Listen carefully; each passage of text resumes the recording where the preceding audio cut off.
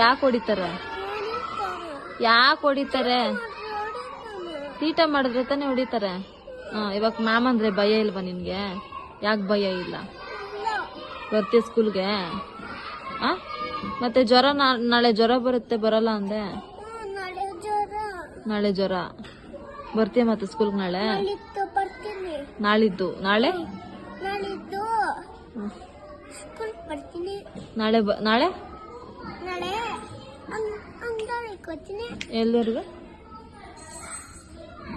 ಎಲ್ಲಿವರೆಗೂ ಹೋಗ್ತೀಯ?